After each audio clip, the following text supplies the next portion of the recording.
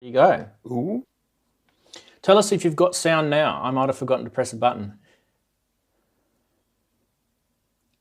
Tell us in about 10 seconds when you hear it. No sound, he says. Silence, green. Sonic Link stuff smiles. Does that mean, yeah? Oh, there we go. Thumbs up now from Martin. Yeah. Good. All right. Yeah. Hit the Thanks, right Eddie. button. Okay, so we're going to check audio. So mine seems to be okay, according to everyone. So let's try Andy's. Hello, everybody. Hope we're all well. How's that coming through okay this week? No glitching and distorting and horribleness? Nice and clear as well. Look at that. I like that. That looks good. Yeah. And we'll do, Like I said, I think everybody in the neighbourhood was watching the internet last week. We'll do Oleg. Audio check. Hi. Yeah. 1, 2, 3. Yep. We good. We good. All right. Yeah, no, I had I forgot to press the audio button here. Probably should have pressed that. Yeah, it's annoying because by default they're off, and if you don't press it, you don't have audio. So there you go. If you've got an ATEM, there's a trap for young players. And also the other button to not press is this one. That's the fade to black button, and everyone's going, it can't see anything. Yes. So yeah, according to when I do that, when I hit the fade to black button, YouTube absolutely goes crazy over it because it comes up with all these error messages saying there's no data, even though we actually are streaming a black screen. So there you go. Interesting. Okay, so we've got a show on arpeggiators, ARPs, pattern generators. Probably the correct term, if you really want to split hairs, is probably pattern generators, really. That's probably the correct term. It receives notes and outputs a pattern based on those notes it receives. So can't really get any more technical than that, can you, Oleg? Yeah, I wonder how would you define the line between arpeggiators and sequences? Because sometimes it's a bit blurry. Very blurry, yeah. Good point. I would say there isn't a line between them. I would say they cross over. So where an arpeggiator, in some respects, can be quite sequency in the fact that you can actually mangle the patterns and change what patterns can do, and sequences can act like an arpeggiator in the sense that you could set up an up or a down or an up-down. You could do that with a sequencer as well. So a key step's a good example for that. You can make the ARP on the key step, the sequencer on the key step behave like an ARP, which is a cool thing. Max saying we need a Venn diagram. yeah, the Venn diagram. So yeah, while we're sort of getting ready, I think we're just waiting for Darren to come on. He did say he was running a little bit late, so don't worry, the show doesn't really start properly until on the hour. So we're just getting ready. But while we're waiting, we can talk about anything you like. I didn't get a chance to watch Sonic State or Pro Synth Network this week, so I was a bit sad about that. Mm-hmm. I did see both of them had some pretty good topics, though. I had a quick sort of squiz at the topics. Yeah. I caught the last hour of Pro Synth Network yesterday. I missed the first hour because I was asleep. I just nodded off. So I'm going to have to go back and watch that. It was interesting. The guy that got on was John Pickle. Is it like 8 o'clock at night, or what time's it on? 7. Yeah, it starts at 7 p.m. and goes on for a couple of hours. Okay. So there was a guy called John Pickle last night who's worked for like every single manufacturer you can name. He just seems to, and it was just really, really interesting listening to him, his tales about how they bring things to market. He's sort of having to get particular microphones to venues and for temperamental artists. His Prince story was dead good. It was really funny. But Yeah, so it was a dead interesting show last night. I quite enjoyed listening to him. So I actually had no idea who he was, and or is, I should say. So it's always good to meet these people that they're kind of like the truth behind music industry. These people, aren't they? So yeah, I mean, I think that was one of the reasons why Robbie asked him to go on, was that he has worked for so many of the manufacturers behind the scenes in terms of like sales and product support. He now, I think I don't know if he runs. I think he runs Modal Electronics, so the Cobalts and the Argonates and all of those sort of things. So he's in that company now. What it was really interesting. So I would recommend going back and watching it. Here's Darren. Hiya, Darren. Darren's just rocked up. Not got his headphones on. I'm going to set up the pop-out chat while we're waiting. Here's Darren. Hiya, Darren. You can hear the delay there. Wow. Can you hear me? Yes. Let's just do a test on your audio. 1 2 1 2 3 4 5. I can hear you. Good. That's good. And we can see you. Talking loud and clear. Reasonably darkish but clear. I'm actually quite happy with the images that I'm getting this week are actually quite good. There's Oleg. He's clear as anything. Andy's like, that's the best you've ever been, Andy. I don't know what you've done, but that's really good. Put my makeup on today. Yeah, you visited the makeup shop, yeah. I got this camera, with a fixed focus. So if you want to adjust focus, you just adjust it manually. I really like that. Yeah, I do too. The camera that I'm using, this one here, is a Sony Alpha or A6100. It's a 4K camera, and it's set to autofocus at the moment, but you can actually set it to manual, and it's got a little bit of bokeh, as they call it in the industry, or bokeh. It's a Japanese term, where you've got the depth of field. I like it, and you can change the lenses on it as well, which is good. Okay, we've got about 8 minutes to go. Everyone's settling in, so that's good to see. And it's also interesting, Oleg, you might like this because I know you're into the tech stuff. So everyone's coming in through one internet service provider, and the stream is going out through a completely different internet service provider. So that way, the video callers who are coming in, you guys, aren't upsetting the bandwidth of the streaming service that I'm sending it out on. So it's completely separate. And the way I do that is literally through the image coming out of the streaming software called vMix is literally a HDMI connection. So they're actually not connected at all across the networks. So the only connection is the HDMI connection, which is a video connection. It's pretty cool, hey? Which is one way we'll get around the problems. The only problem with doing this though is I do have kids in the house, and they like to watch YouTube and things like that while I'm streaming. So I have to kind of tell them to calm down for about an hour or two. And they don't like that because it's Saturday night, and yeah. So, yeah. Good to see there's good 30 odd people according to YouTube in the chat already. And that's a good little boutique sort of number of people to be on. One thing I was sort of thinking about during the week is, we're talking about just with some friends and stuff, doing these streaming shows. And, since COVID, there's been a lot more that have emerged. And you guys who are watching this will probably have a growing list of people that you may have added as subscribers to. And it's kind of interesting that, the show that I've produced, it really hasn't changed.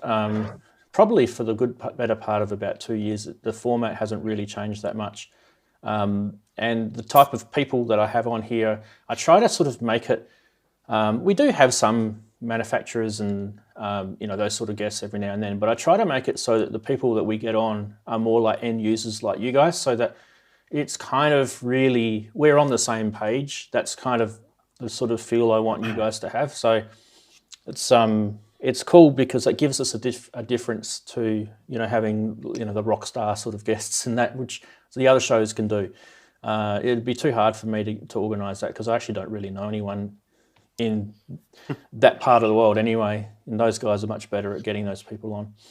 So easy for me just to get just general people like you that are watching, which I think it's much more interesting. Like we're going to have the same feelings about synths that are coming out and gear and how we use it, and we all have different tastes in music, and that sort of thing's good. It creates differences in opinions, but we're all kind of on the same platform where sometimes we find things expensive, sometimes we think they're unobtainable, like a Schmidt synthesizer or something like that might be a bit out of our reach. Yeah.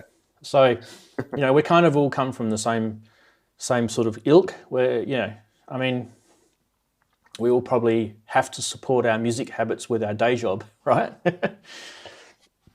That's the reason I'm late. Not many people have music day jobs. Beautiful. True.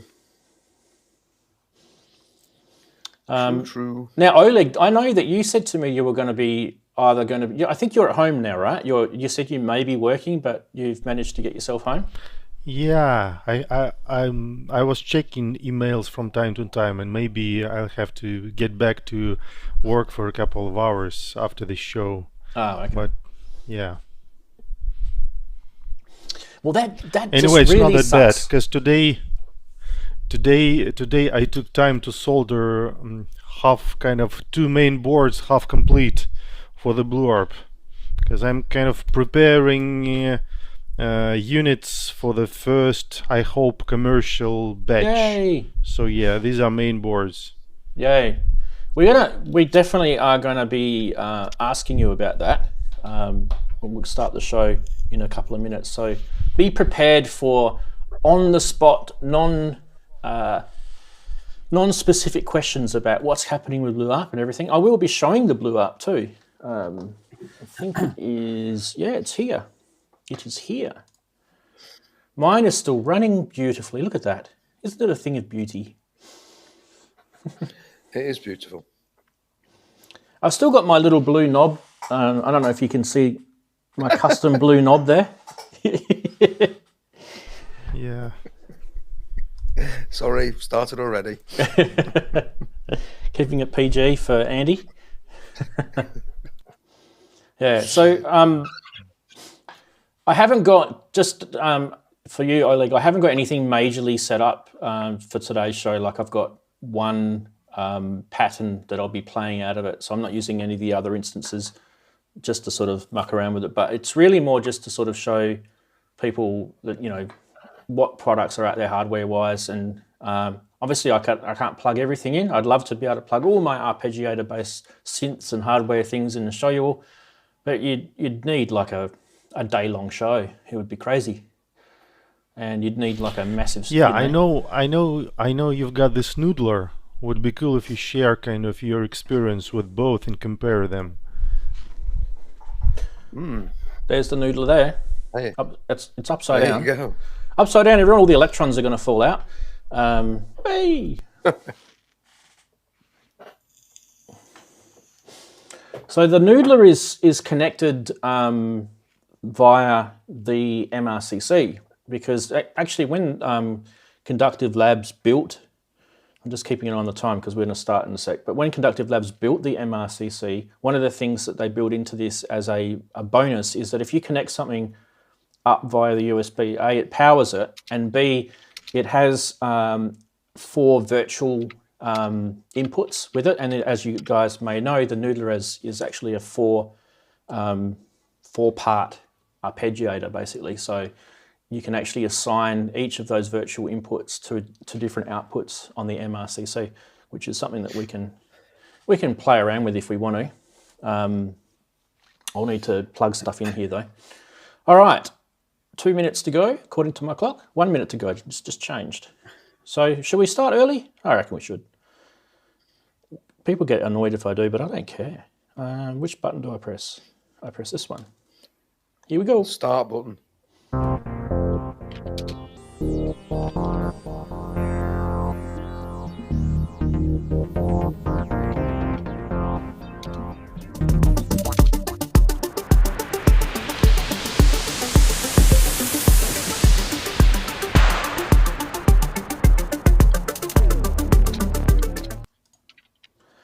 Well, hello everyone. Welcome to Saturday, and I hope you're enjoying yourself. It's been a really quick week for me. I don't know about you guys.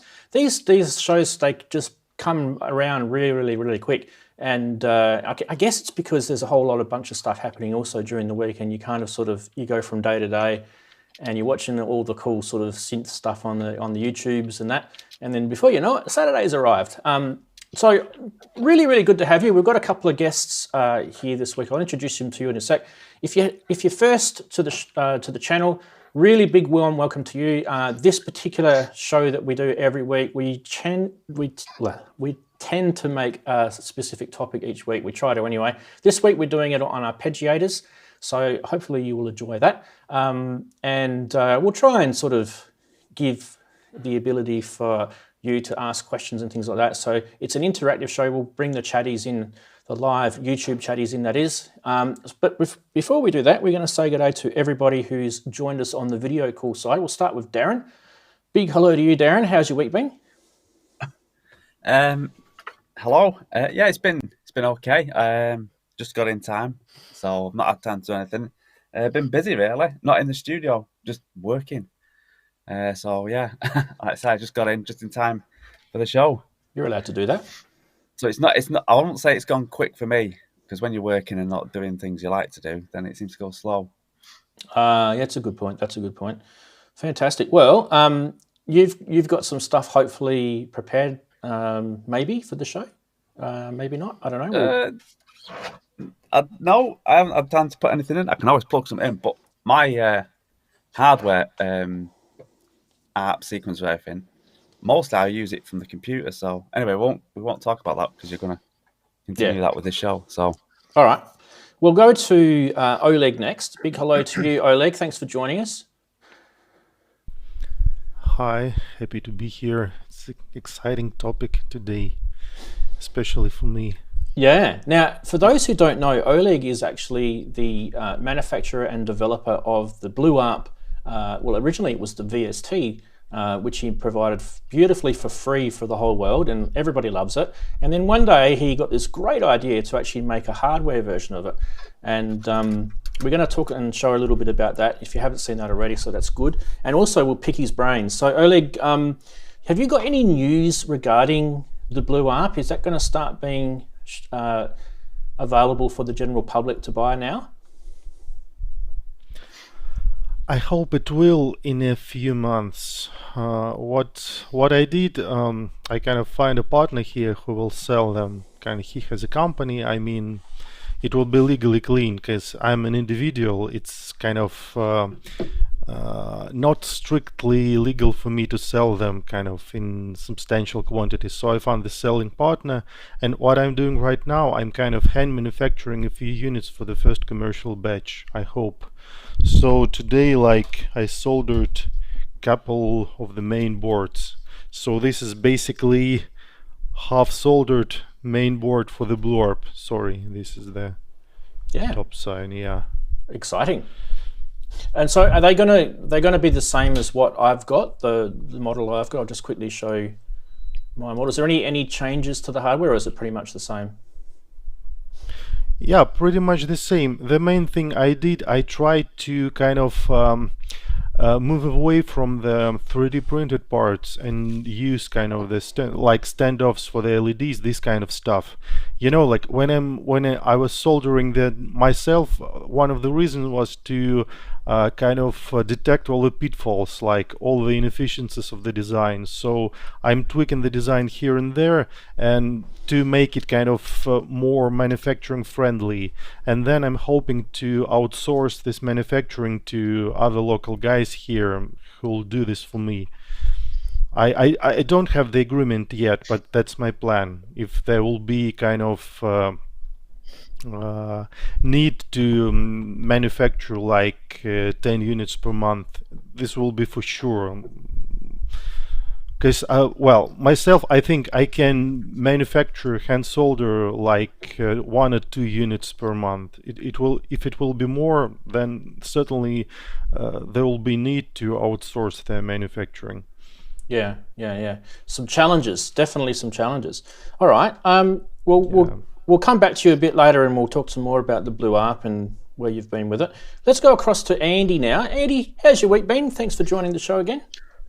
Looking well? Oh, always my pleasure. Hi, Oleg. Nice to meet you. I know you've been on this before, but I don't think I was on it on that occasion. So it's good to meet you. Week's been just a week. Nothing particularly exciting. I've just messed about in here. I've actually played about with arpeggiators after I have kept playing with that because they're not something I tend to use. Not the thing where you sort of press a chord and it plays an arpeggio. That's never been something that I've ever got on with. So I thought, well, I'm going to have a play about with arpeggios and see what I can make them do. So I have programmed up a sort of a patch which is an arpeggiator patch, but I have to play it, if you know what I mean, which is much more my thing. So if we get a chance, I'll give the diddle bums of that. So good to be here. I'm really interested to hear what Oleg's got to say. I was actually quite surprised that he's such a small, manufacturer. He's literally just building them by hand, because I know Marshall Arnold's got one of these and really rates it. So I was under the impression that it was a bigger organisation that was behind it. So I'm really quite fascinated by this. Yeah, there's a small team of beta testers, and every single unit that the beta testers have got, Oleg has made lovingly by hand, and they're all working beautifully. So whatever he does, he's doing a good job. Anyway, all right. So what we're going to do first, before we do anything else, is we're going to say hello to these awesome people called chatties, and they're sitting there on the interwebs from wherever they are, different countries all around the world. I love this thing about the YouTube streams. We're connecting everyone all over the world. Anyway, let's start by saying hi to everyone. Now, scrolling all the way back, the first person other than Andy was JP Page 2. Big hello to you. You've got the Guernsey this week for being first. Then came Martin Taylor. We've got Foxy Nirvana. Big hello to you, mate. Eddie's there, which is Eduardo Garcia. We've got Future World Machines, Human Error. Big hello to everyone there. We've got Daniela. Big hello to you, Daniela. Sonic Link Stuff. And keep going. Inverted Popes. Big hello to you, buddy. Atto Z's there. ASIO Head. Mac. What else have we got? JX3D. Big hello to you, mate. I'm just scrolling quickly because I don't want to miss out. I'm probably going to skip a few. Andrew Mees there. We're trying to squeeze Andrew on the show as well, but we'll see if we can get him on next week. And I haven't seen him for a while, so it'd be good to have him on. What else we got? Sasquatch. And what I'm going to do is I'm going to scroll all the way down to the bottom because this is when everyone else jumps in. Wagyu, I think, popped in there. Paul Torbit's there. I think there's Doak, if I saw that. Who else did I see quickly? Richard Grolls, haven't seen him for a while. It's good to see you. And I'm just going to scroll real quick. Michael B, big hello to you. Pat Brady. Inky's there. Hello, Inky. And usually I don't... Try not to forget anyone. Keith in Watford's there. And I've probably... Apis Lapis. Haven't seen Apis Lapis for a while. It's awesome to have you as well. Synth Addict. Joseph Lepowski. I think most people have been around before on the show. So, big hello to everyone. So there you go. Good little crew this week anyway. It's good to see everyone. So we're going to get to everyone, and we'll talk about their sort of likes, dislikes with ARPs and a few things like that. What I thought we'd do is we'll try and sort of see if we can get a bit of humour into the show. We'll start with funny side and see what sort of memes are ARP related.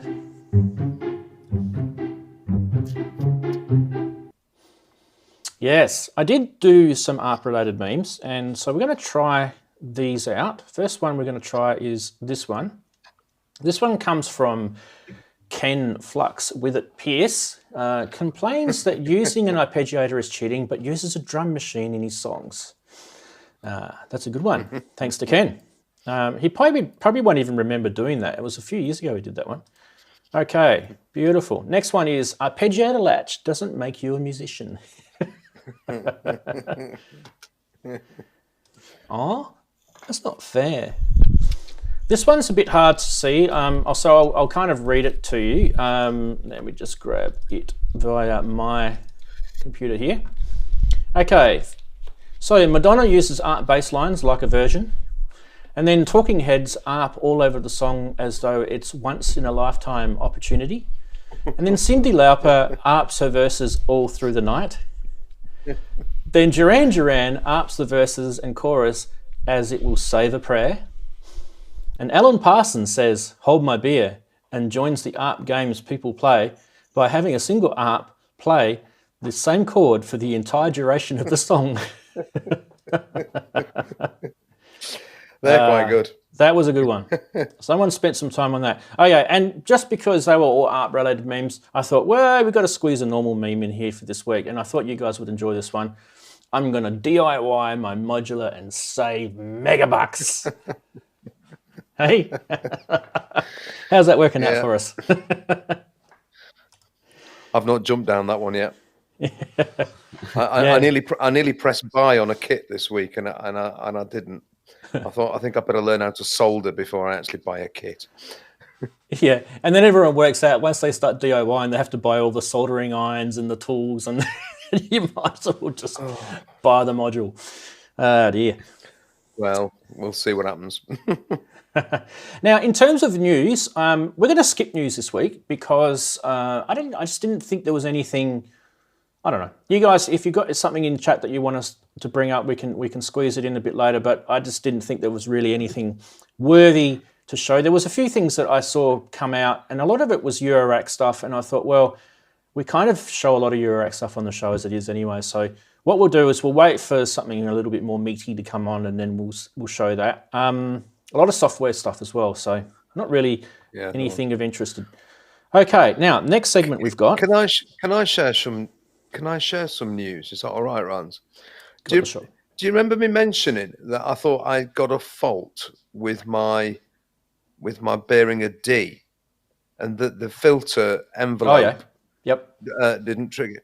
Well, I actually solved that problem, because it occurred to me that once you take it out of its box and it's not getting a MIDI on note, I actually have to send the filter envelope a gate as well as the amplifier. I have to send it too. And once I'd figured that out, problem solved. That was me being a complete numpty. So it's dead obvious. Once it occurs to you, it's dead obvious, but it hadn't occurred to me. And there was me getting ready to send the bloody thing back. And it was my fault. So if you're having that problem, you need to send it to gates. There you are. Yeah. Well, the other thing too is you can also jump on to the Synth tool. I think they're calling it the Music Tribe tool or something now, or Synth Tribe or something. I don't know. Someone will tell us what it's called. App. The app, yeah. And there's a whole bunch of settings in there, which one of them I believe is to do envelopes and gates and things like that. So do check that out. I can't remember off the top of my head. I'll have a look. Yeah, I've just downloaded it again onto this computer. Definitely worth checking it out. They do update that app quite frequently too, so I haven't actually looked at it for a while, on the Model D specifically, that is. There is a video on my channel where I do go through the, it was called the Synth tool originally, so it's the same thing. So it may actually be in there if you want to check that out. Okay, so yes, in terms of gear, why don't we have a look at who's trying to scam us? Or maybe just some really badly priced things anyway. What can we find this week? Well, 5 minutes before the show, I just happened to be looking at my phone, and here is a Sequentials Pro one, an original one. Now this is 2,800 Australian dollars, I believe. I don't think it's US. Well, if it is US, it's getting a bit nasty. But I like the bit there. It says a little imperfect end cheek. Now I don't know about you guys, but would you like to slice your hand on that end cheek? Have a look at the bottom right photo. Is that a little imperfect for you? Yeah. Well, you take them off. My Pro one never had any end cheeks on it. When I bought it, it didn't have any, so mine's never had that problem. Although you wouldn't want to play the keyboard because you might slice your finger on the keyboard. So I love it when people. That's got MIDI retrofitted as well, by the way. If you look at that, there's 2 MIDI sockets on the back there. It does too, yeah. Nice that. I just thought I'd love it when people try to sell stuff. They're trying to don't look here, look over here. Look over there. A little imperfect. It's like The keyboard's perfect, but the end cheeks will slice your hand off. Yeah. yeah. 2800. I think that might be a little bit too much too. And this one was sent in from Mike, who may be in the chat. Mike Delic. Anyway, if he's not, big hello to Mike. This one's the Boss SP303 Dr. Sample. Now, when he sent this to me, I think the price was a bit higher. So it looks like they may have adjusted the price. Even still, I think it's a little bit high for us, an SP303. One thing you're going to just do, if you're going to send these in to me, don't just send me the link, send me a screenshot from your computer as well, because sometimes the location preferences on browsers will give me different information to what you're seeing, and sometimes the prices change, and so anyway, I only managed to get this screenshotted earlier today, so it may have changed. But anyway, the SP303, I don't know what you guys think. Is that worthy price? 1,000? What is it? About 500 quid, isn't it? 500 pounds? Is that worthy? Well, I think it's a bit much. No, it's a bit pricey. Yeah. But anyway, thanks to Mike for sending it in. Yep, beautiful. Okay, and the good thing about that is we can actually get stuck into Arpeggiators, which is this thing. Yep, Arpeggiators. And I guess what I can show you guys first is, I don't know, I kind of thought to myself, what can we do on the show? We've got the Noodler, we've got the BlueARP, we've got, I've got a Eurorack arpeggiator, we've got key steps, there's so many things we can do. You guys have got stuff plugged in. But what I thought is more important is when you are musical and you saw the memes joking about just putting latch on and things like that, I think actually being able to learn how to play an ARP is actually a good thing. If you've never learned how to do that, it's something that you should probably look at doing. And what I'll do is I'll start with, I don't know if I've got access to this video. Yes, I do. What we'll do is we'll check out a video that I did back in 2017. And I want to show, let me just get it to the point where I'm actually playing the ARP. I want to show the ARP being played. Just give me a sec. I'm just scrolling.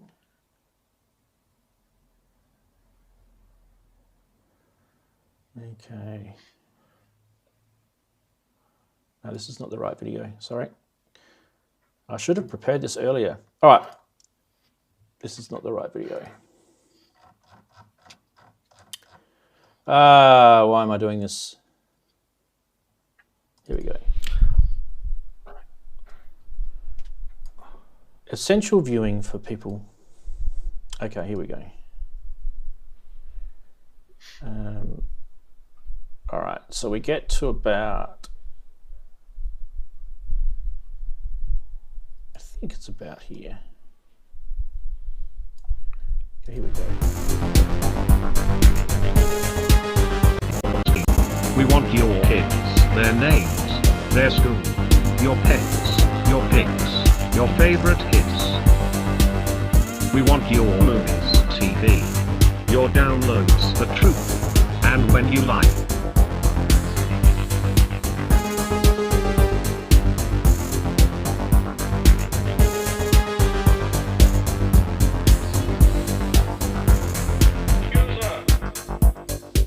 All right, that's the first one. So that's like me playing an ARP and actually using it to sort of give, there was a bit of OMD sort of flavor in that, I thought. And the other one is this one. It's a good demo of me showing how the BlueARP. I'm going to mute my mic. Here we go.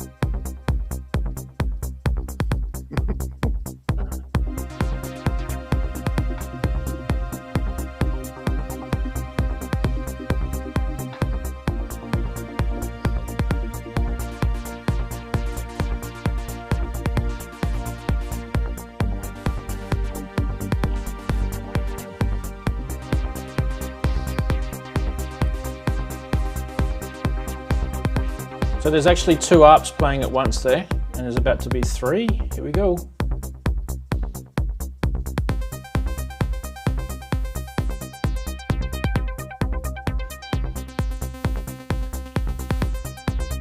So that ARP is being played through CV.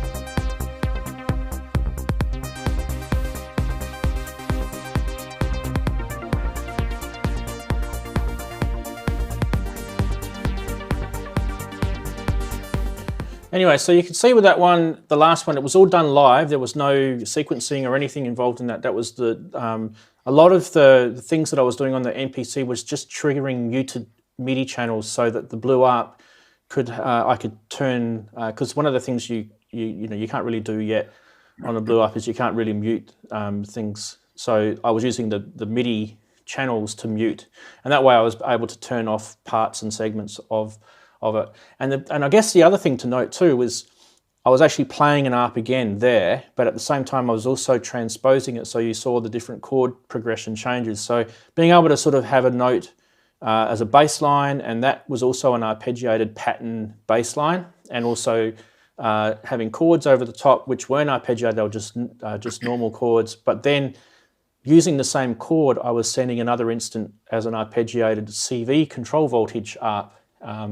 It kind of filled it all in. Now, it wasn't the greatest musical piece. It's not meant to be. That the whole point of it was just to sort of demonstrate how you can actually use arpeggiators in a little bit more than just pressing latch and throwing it a couple of notes. So, yeah.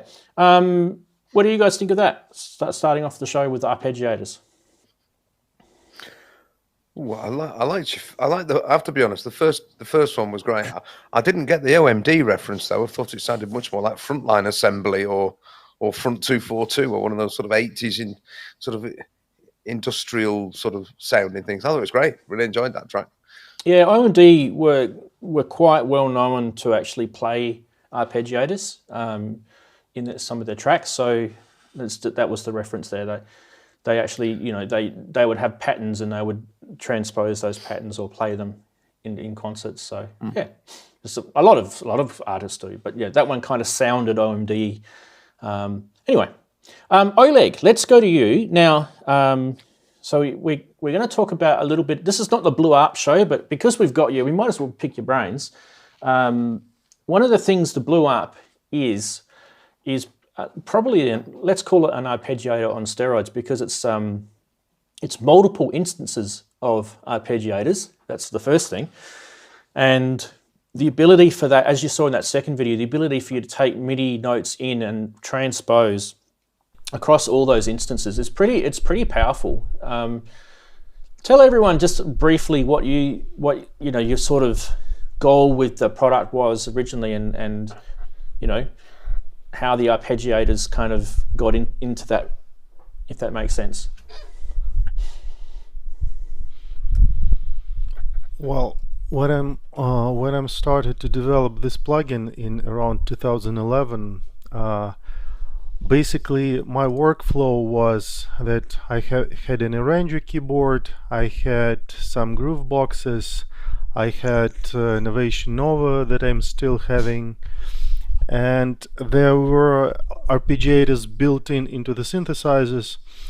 What I wanted is just kind of a pattern generation tool to kind of creating a predictable result, but where you not like sequencer, where you have your sequence just cycling over and over, and at best you can transpose it, but like having this type of control where you program your steps in like key 1, key 2, key 3, and you arrange them in the way you want, and then you change the chord and you whole a pattern kind of changes the chord. This was the basic idea, just like to have the predictable arpeggiator based on the patterns that will go beyond the simple up-down logic. At that time, well, to tell a bit of the background history, I was using Korg Karma before, which is, I still think, kind of the most advanced arpeggiation kind of algorithmic generation, pattern generation tool. But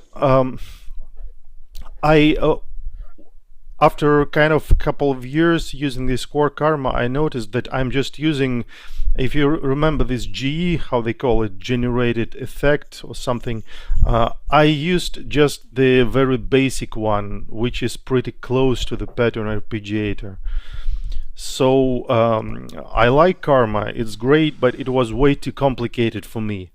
And the kind of arpeggiators you could find in most of the synth was with this simple up and down logic. They were just too simple for me. So I had Karma that was too advanced and basic arpeggiators that was too simple, and I couldn't find anything kind of in the middle between two these kind of extreme points.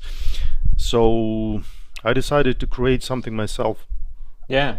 It's definitely you've hit it exactly what you're saying, because I've got the Korg M3 synthesizer, which has got the Karma arpeggiator system on it. Now Karma, for those who don't know, it was actually invented by a guy called Stephen Kay, and he licenses it to use it in different hardware. For example, Yamaha have got it in I think some of their motive synths more recently, and obviously Korg had it in the M3. I think they may have had it in the King Korg, I think was the last one they had it in. So for those who have got those synths, will be able to confirm that for me. But yeah, you're right. It's actually, it can be quite complex to program and to use, and it obviously is very powerful as well. But the BlueARP is actually, you know, quite simple in its sense, because all you're really doing essentially is you're just you're setting up patterns in this, and those patterns can be triggered via MIDI note in or chords, and depending on the type of pattern you've got some flexibility with that too. You can have it just run from a bass note, or you can have it run up and down the chord that's coming in. And yeah, I just think that the intuitiveness of this is actually pretty good. I can't wait for other people to start getting their hands on it and seeing what the world will do with this. But yeah, I'll just turn that latch off for a sec. But if I was to get something going, like let's get a sequence going. Right, so what you can hear in the background is a sequencer, not the BlueARP, okay? And what Oleg was saying before about sequences is they can be repetitive, right? Whereas a pattern generator, in this case, we're going to have the Behringer 2600 come in.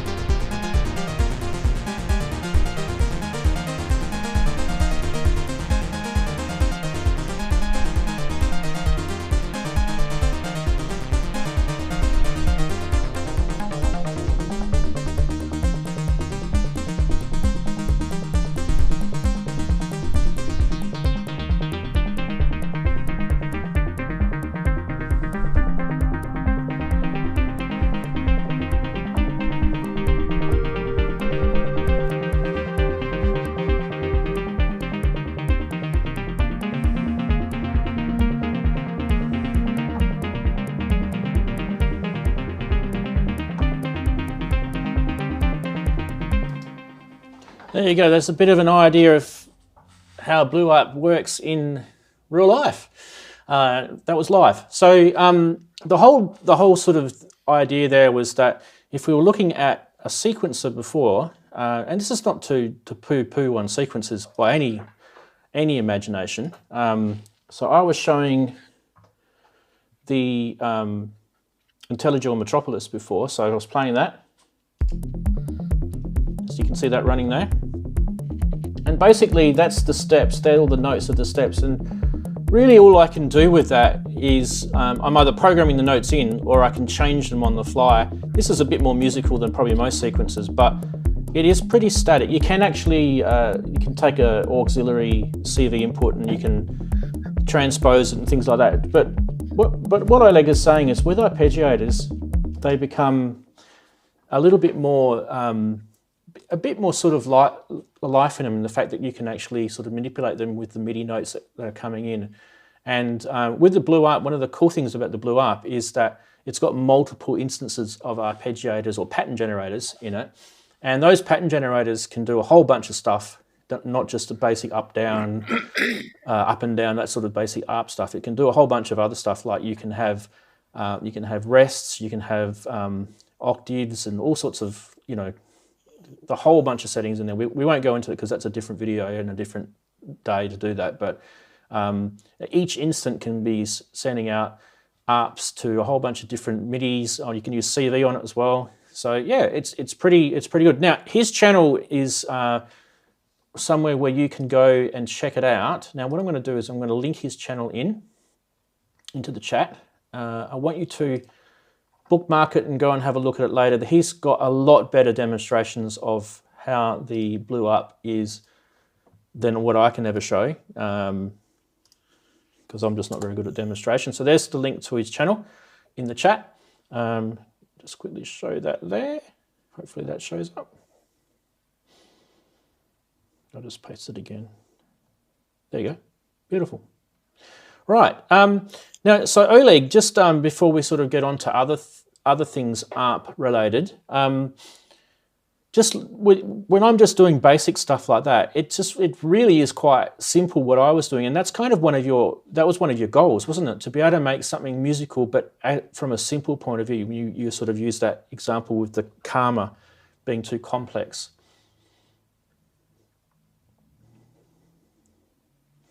Now you're muted. I don't know if it's my end. No, it's not my end. Yeah. There we go. Yeah, now it should be fine. Yeah, the idea was to make a kind of predictable pattern generation tool. So the idea was to make it pretty algorithmic. So basically the workflow it is designed for is that it is you who kind of invents some kind of pattern and then you just program that in. So if you later talk about Noodler, so my understanding is there are kind of two extremes here. One extreme where basically BlueARP is this kind of predictable pattern generation when you have control over the harmony, but the pattern kind of stays the same. You can switch it, you can have several patterns, but basically this is the pattern and you apply a chord to it. And on the other end of the spectrum there are these kind of generative tools, randomizing tools. This is generative approach to the music. It's kind of the different extreme, I think, where you can define the rules and then something comes out and you don't know exactly what will come out. Yeah, beautiful. So yeah, BlueARP is designed to be kind of a predictable pattern generation tool for live performances in mind. Yeah. It does kind of tend to lend itself to a certain type of music. But it's up to us as musicians to not fall into those stereotype traps. We should always use a bit of hardware and put it to some sort of innovative space in that music world, doesn't it? So, I mean, like one of the things that someone mentioned to me in the BlueARP beta testing thing was that you can actually use some of the pattern generators to instead of actually playing music, you can actually use them to send CV to modulation sources and that sort of stuff as well. So it's not necessarily what you see at the basic sense, if that makes sense. Yeah, and if we compare it to Karma, you know, Karma is complex. It's really complex, and kind of the one of the prices of that complexity is that it's kind of linked to a particular synth and set of sounds.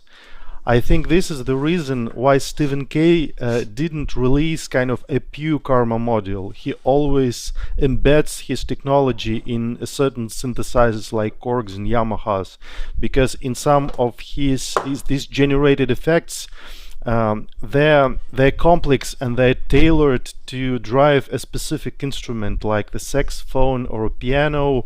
I mean, it also generates a lot of these kind of modulations to make the sound kind of more rich.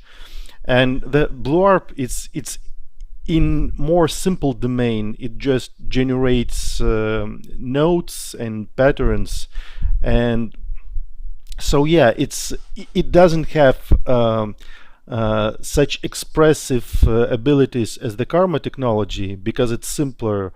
But yeah, the good side of this simplicity is that you can use it with any instrument, electronic instrument, and it's not kind of hardwired to a certain set of sounds. Yeah, I think this was yeah. I was going to say, I think the other thing that is probably much sort of overlooked is the fact that it's actually a piece of standalone hardware, and it's not often that you have a product that is a pattern generator. Usually it's built in, like you were saying, it's built into something else. It's built into a synth, or it's built into a drum machine, or it's built into a sequencer. Whereas this is actually a standalone piece of hardware, which means that its scope is as much as how much gear you've got. Its scope is kind of unlimited, right? You're not stuck with using it within a piece of hardware. And I'll give you an example. Like if you buy like the Korg M3, the Karma is kind of only really beneficial to the sound engine that's inside that. It does send MIDI out and things like but it is actually quite limited. So in the sense that it's kind of enclosed in that world, whereas your BlueARP there's no sound generation in it. It's there to tell other things what to do, which I like. It gives you that flexibility. All right, so one of the other things that I thought we'd do, Oleg, and this is definitely not meant to get you offside, but one of the other products that's out there on the market is the Noodler, which is now, obviously it's been out for a couple of years now. It's publicly available. Conductive Labs are the guys that make the Noodler. They're a good bunch of guys. They're a small company as well. And this is my Noodler. I've had this one since pretty much the start when they first sent these out.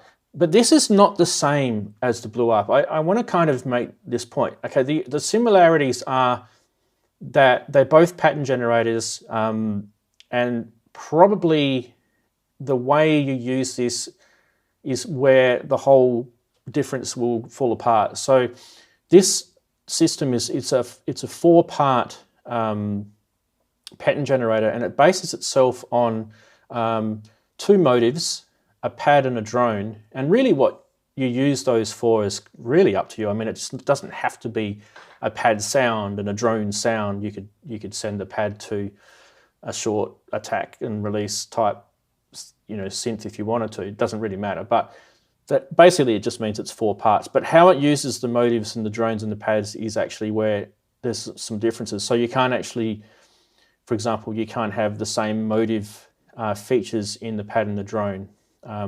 So there's so there are some limitations there. But in terms of how it's actually played and everything, it's quite intuitive how it's got the chord progressions across the circle here, and you can see that with the triads, the sevenths, the sus, and then you've got these 1, 2, 3, all the way around. They're kind of like it's just like your performance thing. So you can actually set up 4 devices off of this, and you don't actually have to use any of the old-fashioned MIDI DINs, but if you wanted to, you can, because they've got heaps of DIN plugs on the back, But you can actually just use the whole thing via USB if you want to. It sends everything out MIDI-wise via USB. The ability for this to be edited is actually quite deep, and there's been quite a few firmware updates over the years when this has been out. So definitely worth checking out. Now, right as it stands right now, I don't have this plugged into anything, as you saw, other than USB. But we may get a chance. We might be able to, get this thing up and running and have a look at it. But I do have some videos on my channel where I've shown this anyway. So, but definitely, I guess kind of what I'm sort of saying here is there's actually room, if you're really into arpeggiators and pattern generators, there's room for both of these products, the BlueARP and this, because they're different.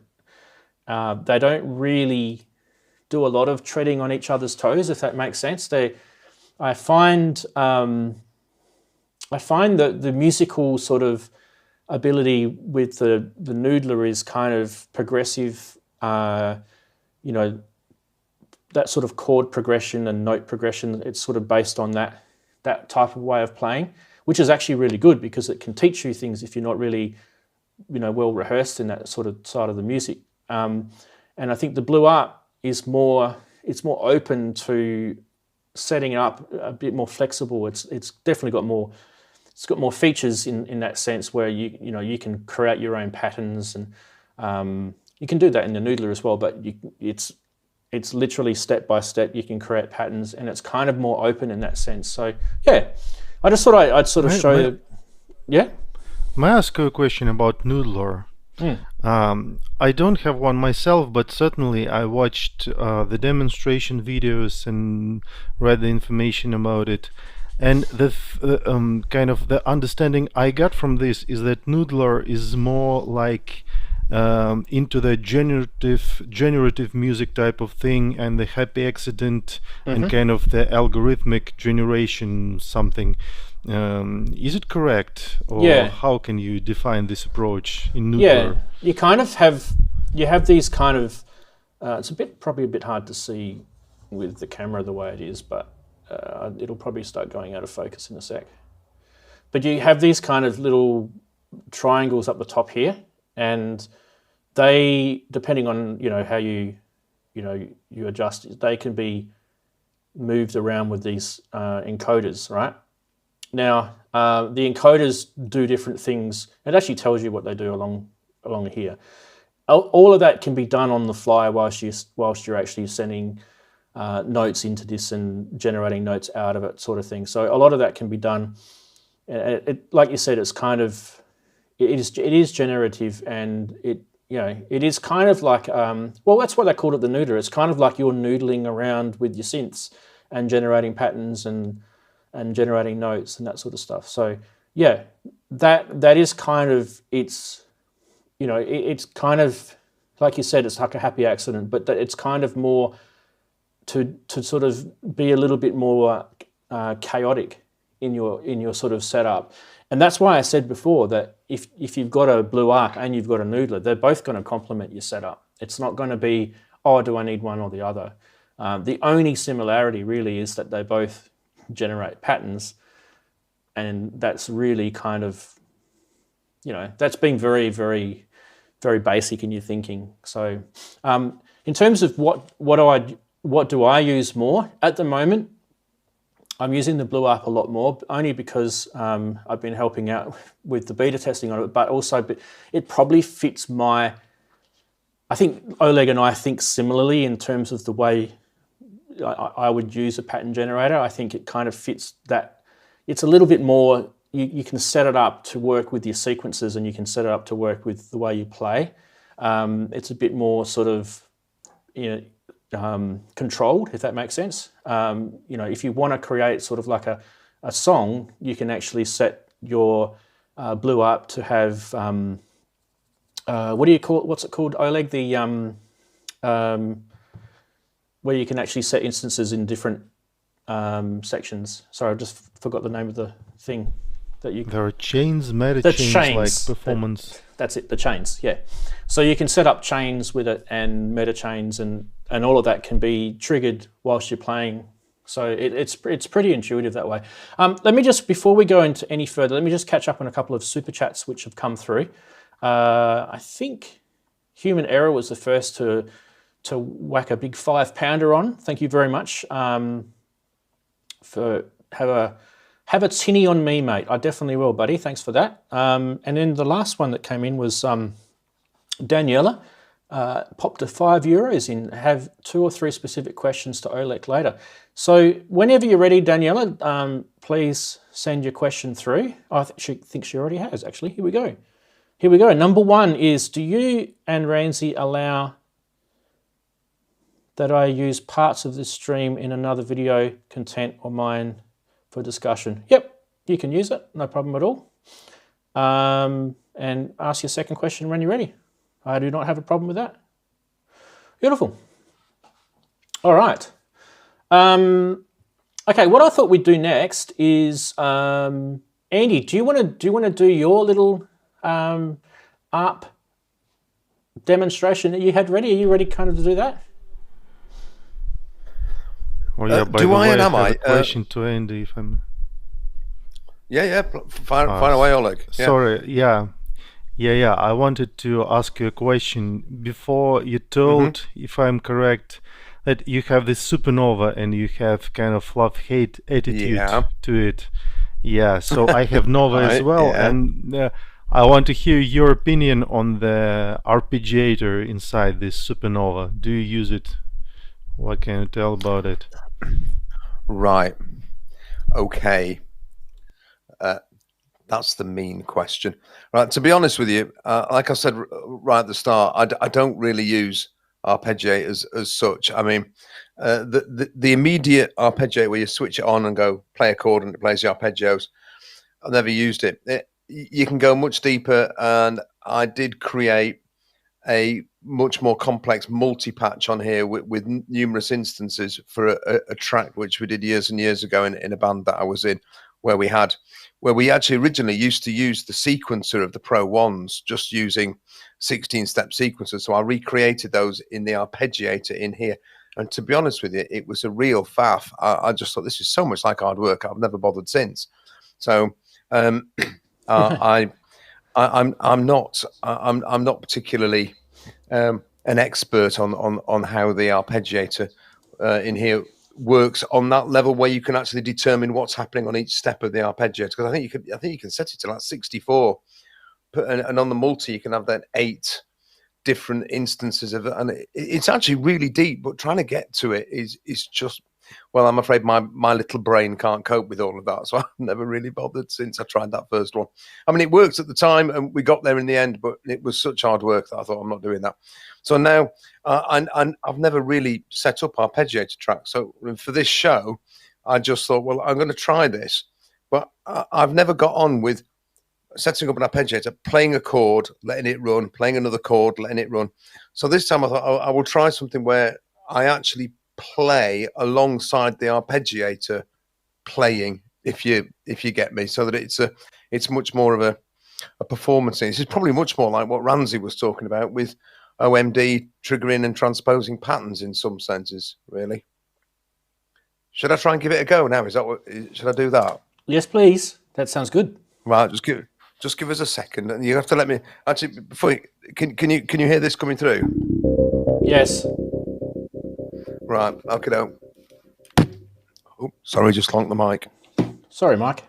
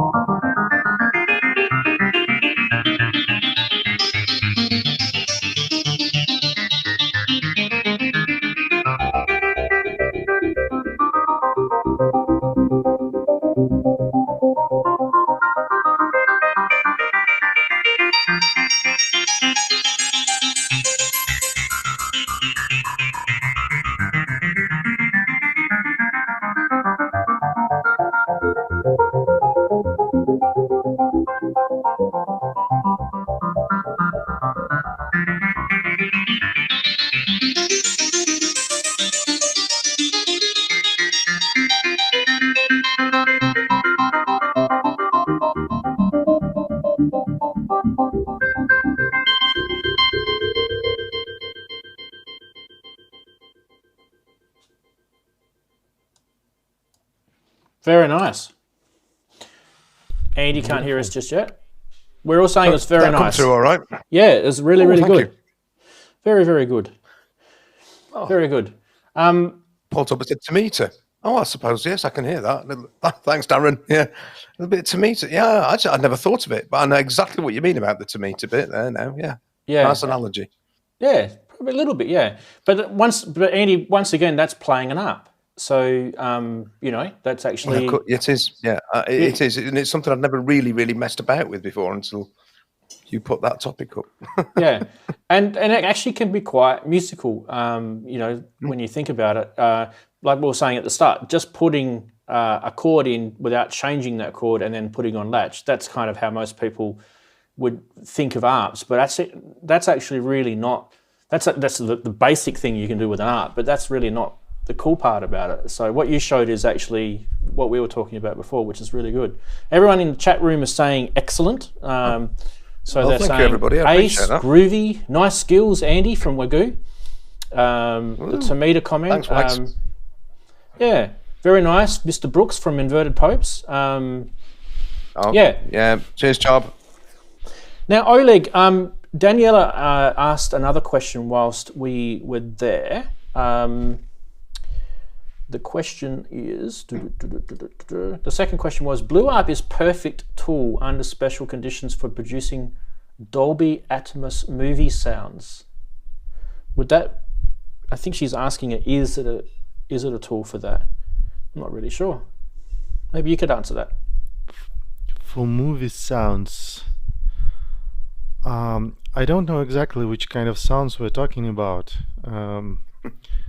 If we talk in general about scoring music, about cinematic music, I think that Karma is a perfect tool for that. Certainly you can use BlueARP in some kinds of movie music, I think. You can create these background arpeggiators to create textures.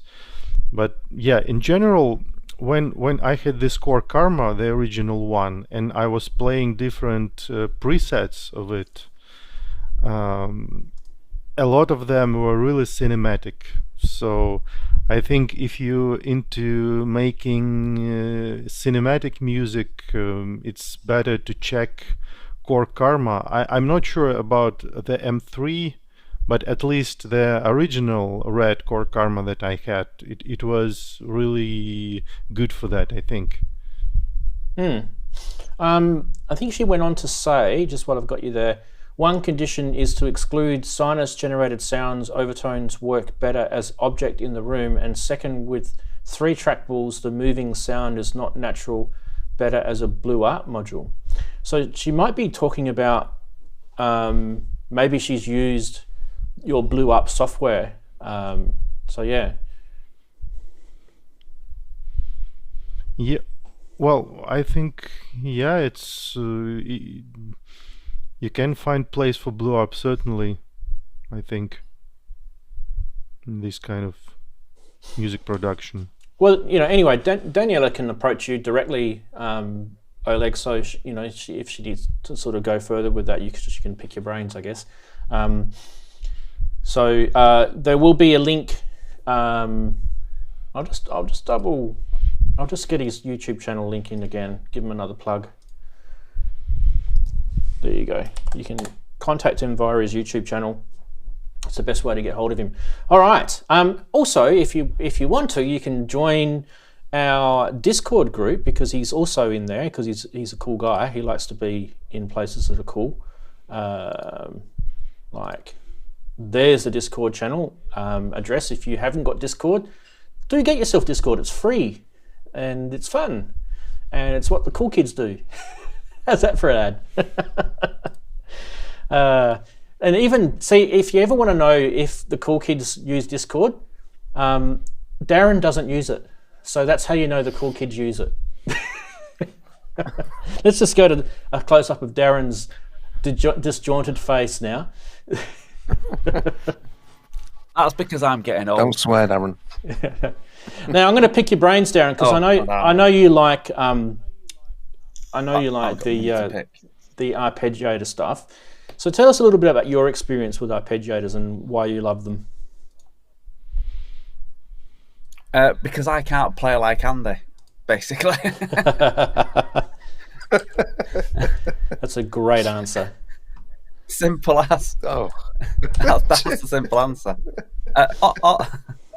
Also, I think what I find about arpeggiators is they can be a great source of writer's block, because if you just cannot, if I sit here hitting the keys, unlike Andy who can play it, so I have to sit here and hit the keys to come up with what I want, and I'm having a bad studio session, and you simply mess about with arpeggiators or some sort of sequence of that type of style. Like we're saying, there's a blur between arpeggiators and pattern generators and things. But if you start playing with a pattern generator or arpeggiator, it can reveal some nice happy accidents. Even like Oleg says, his is not necessarily a happy accident generator, but just being arpeggiator in itself can create accidents, because you just get lost in the lovely arpeggios or patterns that it's creating, even though you're starting off with the keys. And that's how I end up creating some tracks, especially if if I've got a massive writer's block, which can be quite a lot of the times at this time of year, seeing as I'm working so much. But that's my thing. But unfortunately, I haven't got any hardware arpeggiators or pattern generators as such. I mean, I've got like the key step, the beat step, and whatever's in the keyboards. But mainly, I do use them from the computer and send them out to synths via MIDI. So that's usually the way I do it. Do you when you're recording, Darren? Do you record the arpeggiator sound, or do you record the arpeggiator MIDI, or both? Do you have kind of some advice there? Both. It depends on what idea I've got in my mind. Sometimes I'll record just the arpeggiated sound coming from a synth, and record that, and then a bit like the last track I did. Actually, I did that to a degree, and then just blend it into the track that I'm writing. And then sometimes I will record the MIDI, and then play with the MIDI arpeggiated, whatever MIDI it's thrown out, and then I'll play with that and create actual just sort of chord progressions out of the MIDI. It gives me ideas to create chord progressions or just a riff from that arpeggiated rhythm, or keep it as an arpeggiated rhythm and then add, as I call it, melody stacking, stack loads of other arpeggiators on that are out of key, so I don't necessarily keep with the same key, so it creates some weird sort of arpeggiated rhythm sounds. So I do that a lot. So I do it, like I say, I do a bit of both. It can be just the audio, or sometimes it's, like I say, audio and the MIDI that comes out. Oops, I had myself muted then. Yes, excellent. Excellent advice. Car. Oh, it's your end, is it? no, that's mine. Outside my window. Not my end. Oh, okay. You might want to black your camera out, Andy, if they're coming to get you. Who knows? Can I just come back on what Darren was saying about writer's block, because it does actually work the other way too, right? Because you say, because I can't play like Andy. Well, I mean, Andy's not the greatest player in the world, but I find myself playing the same things over and over again. My hands going to the same places, the same chords, the same chord progressions, the same passing notes, and I just go, I just play my own cliches over and over again. And actually, one of the things about messing about with this patch on the Supernova that I set up was trying to get it in a way that I could play it, and it took me into a different way of playing that I don't normally, and that was so enjoyable. So as soon as I got that going and that like that, I thought, oh, this is a different area. You see, that's actually one of the reasons why I'm quite interested in these sort of random pattern generators, because it gets away from the things that I always do. So it's both ways, Darren. It really is. Yeah. I get where you're coming from for that, because like you might get stuck in certain chord progressions that you know very well and keep using them. Whereas I haven't got. I mean, I do know chords to a degree and key changes, but I'll sort of like go. I haven't got a clue, but I'm doing this, and things come out that like.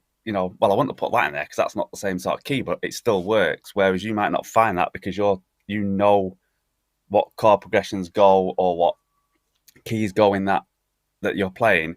Whereas I probably won't, and I'll probably hit a key out of I'll hit a note out of key, but it still sounds good in the track that I'm writing, even though it shouldn't really be in there. Yeah, that's right. I mean, it is that your own predictabilities. I mean, I'm sure within your way of doing things, you'll have things that you turn to because you know that they work, and then you go, do you know, I've done that 20 times in the last fortnight. I've got to do something different here. And I think sometimes that's where the little devices, where that's something like the BlueARP could actually be really inspiring because it would take you into a different area. I think that's really quite exciting.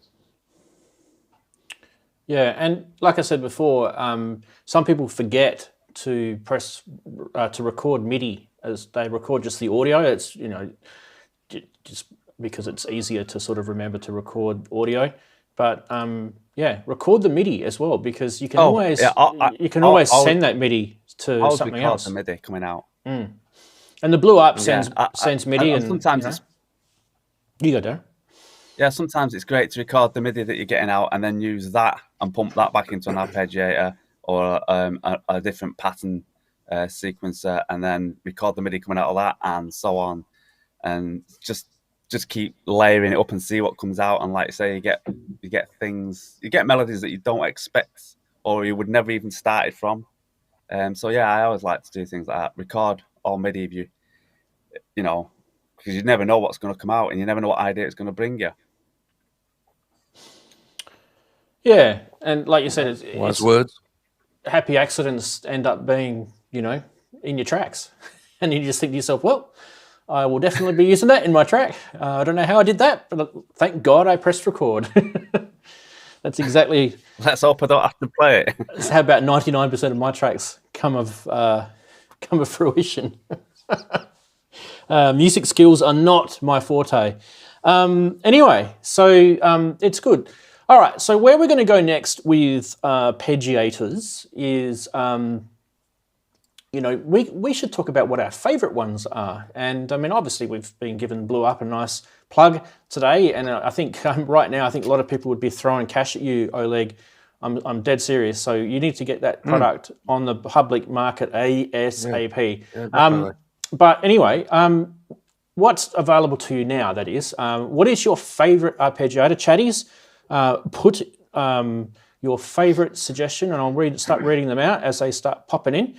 I think on my channel I've shown a couple of arpeggiators already. I've shown, for example, the Roland MC505.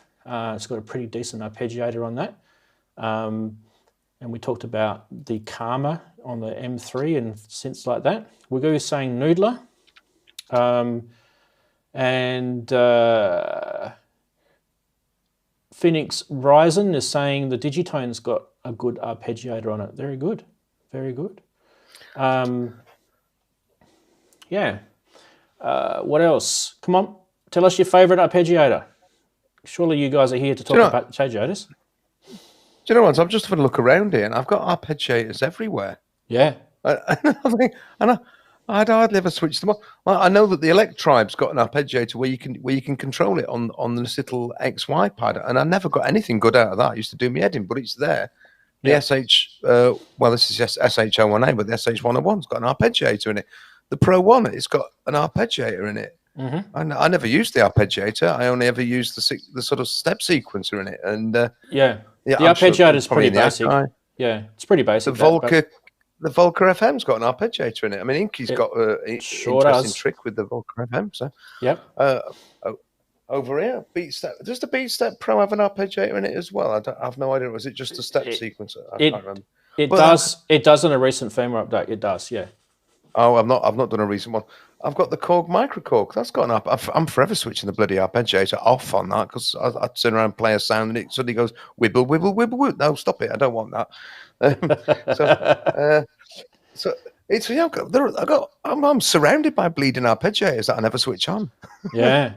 Well, I mean, you mentioned a few. You mentioned the Micro Korg. One of the cool things about the Micro Korg arpeggiator, and a lot of people actually don't realize this, is that it's actually got a small pattern editor in it as well. So you can actually go into the arpeggiator section on it and actually mute parts of the patterns. Yep.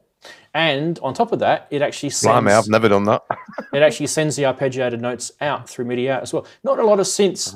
A lot of synths that have got arpeggiators on them don't send the arpeggiator. It's like a local only... It's like a keyboard local only sort of thing. Yeah. Which I think is a little bit... It's a little bit disappointing, I guess. But let's go back to the chatties, because there was quite a few that came in. Richard Grock said the torso. I haven't actually got my torso. I'd like to get my hands on one. Mini Brute 2S from Human Error. The Squat Pyramid from Addo Z. Sasquatch is saying Noodler and Kerr's Veil. Who else?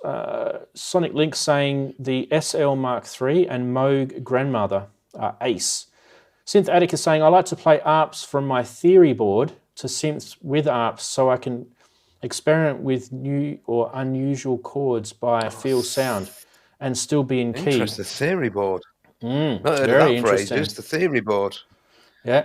Failed Muso How do you is get on with saying... that thing? We'll go back to that in a sec. Failed Muso, I've got to get through this because they're scrolling like hell. Failed Muso is saying, I've always liked ARP on my Korg Prophecy and Z1. Phoenix Rising saying Squat Pyramid. Another one for Squat.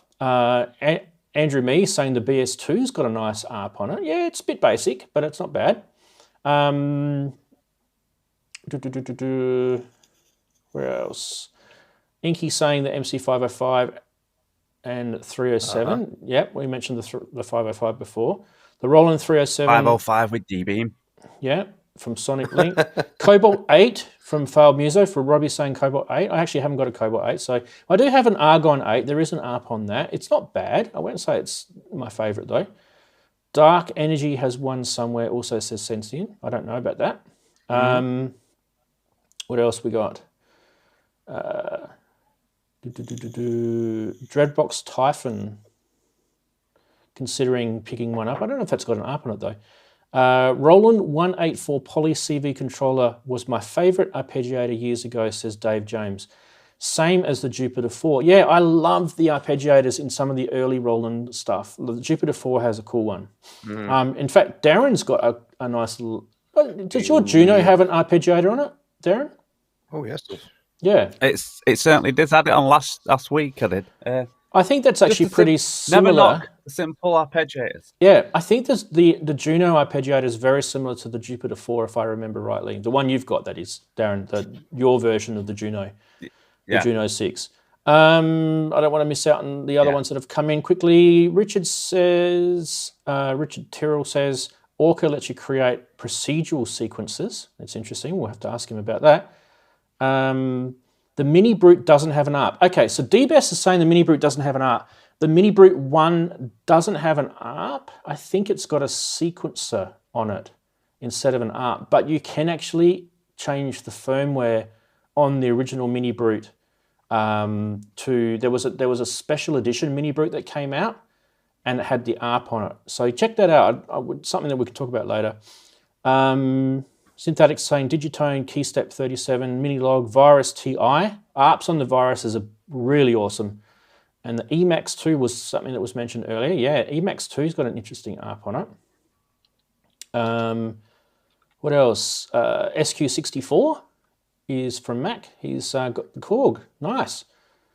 Be interested to see how that goes. I've just been holding off on that Korg because I just think it's a little pricey. I'm waiting for them to come down in price at the end of financial year sales. Maybe I might get one then.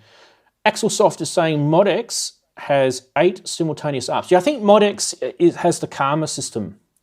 Axel, you could probably confirm that with us. It's got the Stephen K's Karma system. A lot of people do rate the Arturia Keystep arpeggiator, and I don't mind it. I think it's pretty good. So Paul Torbert's one that's rated that. Sasquatch is saying the JDXI's got a pretty good ARP.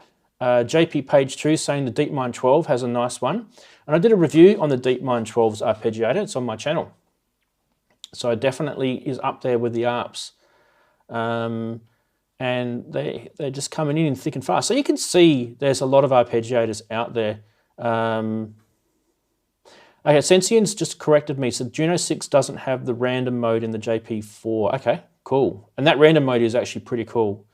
It's interesting that they'd actually have a random mode on that. I wonder how they actually did that in those days. Because, yeah, random. Oleg, random is not always necessarily random, is it, mate? In the world of digital programming, it's finite. It's a sample. Yes. Rans, can I ask Oleg a question on behalf of D Best, who's my mate in the chat, if that's all right? Go for it. I don't know if you saw the chat there, Oleg, but my mate Dave Best, who's in the chat, D Best, he's got a Nova. You said that you've got a Nova. He said he's having trouble getting the arpeggiator on the Nova to sync via MIDI. Have you noticed any issues with that, or do you know of any sort of fixes or solutions? If we tell about kind of Nova receiving MIDI clock, I remember I did this years ago. Yeah, I didn't have any issues with it. Just somewhere in the MIDI settings, you set MIDI clock to external like the normal way. I don't remember any kind of special things I had to do. So it's just a case of, right, well, he's probably done that, and it may well just be something that's an issue. But, so, Dave, check your settings and put your clock to external. There you are. That's the best we can offer you right now. Yeah. Yeah. Thanks, Rans. JX3D mentioned in chat about the Blofeld. I haven't been a fan of the inbuilt arpeggiator in the Blofeld, but one thing I do like doing with the Blofeld is obviously not using the internal ARP, but using the noodler with the Blofeld, because they both talk beautifully to each other. And yeah, because you've got the multi-timbral part on the Blofeld, you can muck around with your noodler and the Blofeld. You just sit there with just the two things next to each other, and it just nice little sort of compact. When you think about it, you've got the Blofeld, which is a desktop. You know, if you've got the desktop module Blofeld and you've got the noodler, yeah, good fun. Lots of noodling to be done. Yeah. So, okay. I think we've probably come to the end of everyone's ideas with ARPs. We're getting some questions coming in though about SysX. Here we go. Let's see what this one's about. So Synth Addicts asked me, there is a SysX code you can send to the Mini Brute to swap between the SEQ or ARP mode. It was published right after it came out. There you go. So there, I knew it was something to do with the firmware. It wasn't firmware, it was a SysX code, according to Synth Addict. And that is actually something that obviously was around a while ago now. And you can, So I don't know if you guys remember, but when Arturia first brought out the Mini Brute, it was like one of the first sort of analog synths to sort of hit the market for a while, analog mono synths. So, you know, and it was actually really quite inexpensive compared to a lot of the analog mono synths that were around. I think comparing it to the Moog products at the time, you were looking at sort of like a Moog Little Fatty versus a Arturia Mini Brute, and you'd probably be able to get 3 or 4 Mini Brutes for the price of a Little Fatty sort of thing. It was kind of, you know, quite inexpensive. And the fact that it had all those kind of MIDI implementations and arpeggiators and stuff like that, and it was actually pretty cool, I thought. So it started really, you know, big hats off to Arturia. They really kind of did start that real analog revolution, I think, and then everyone sort of folded in behind, didn't they? My Mini Brute is still around. It did suffer from the sticky paint syndrome. You guys ever experienced that, where they've used some really cheap Chinese rubberized paint coating on plastic to make it sort of feel like it's rubbery. And after a few years, it degrades and it starts to become sticky. So all the knobs and the side cheeks on my Mini Brute all started to become sticky. And I don't know if it's to do with the fact that I'm living in Australia and Australia is quite hot. It may have contributed to that breaking down quicker. It might be the hot climate. But I do believe it's quite common for people to have that. I think we've talked about it on the show before. Now we have to ask Dave Best the question again, because he's got a Mini Brute. Yeah. Dave, has your Mini Brute gone sticky around the edges? Yeah, all the knobs as well. They also suffer from it as well. Oh yeah.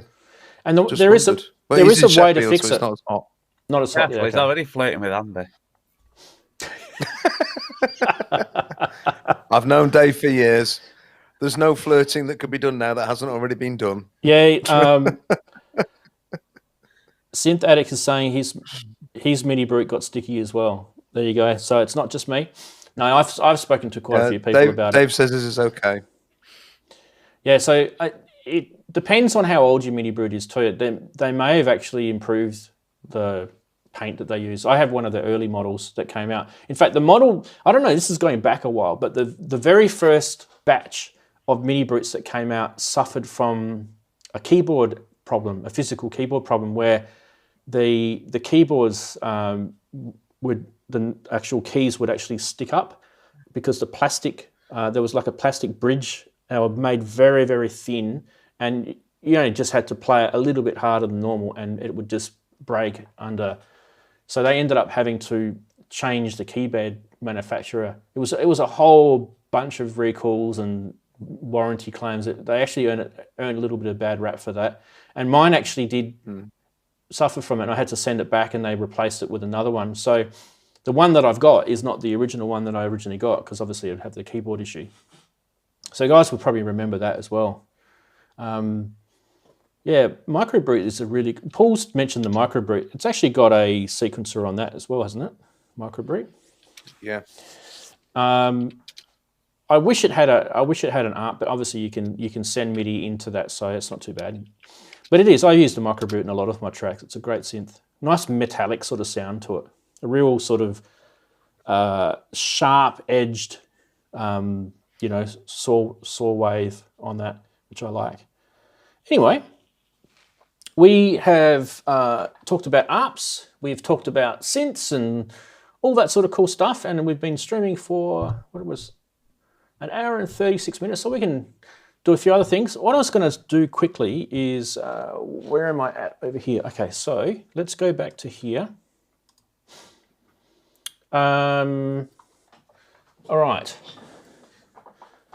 With the, next to the BlueARP is also the MPC, which you can see, that's actually got an arpeggiator in it as well. The Peak, which is over here, that's got an arpeggiator in it. So just looking in this general area here, I've got the key step, arpeggiator, MPC arpeggiator, BlueARP's got more arpeggiators than you can poke a stick at. Peak's got an arpeggiator. Even up on above that, there's an actual ARP 2HP module in my Eurorack. So I've got, just within arm's reach, I've probably got about 7 or 8 arpeggiators as hardware modules. And even the MRCC thing that I've got from Xils-labs, a little MIDI router thing, that's also got an arpeggiator in it as well, believe it or not. I haven't actually tried it that much, but it's not bad. Okay, so one of the other things I want to sort of talk about is when we get this thing going, I'm just going to mute that sequence for a sec. Right.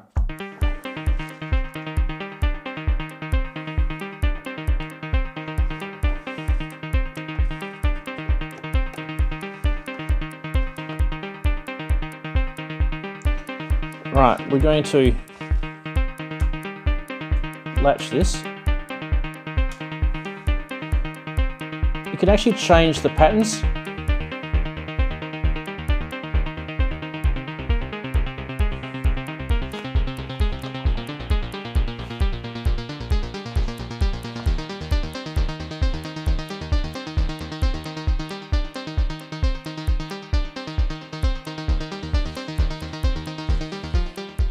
Yeah, these are kind of dense and sparse variations of the same pattern. Yeah.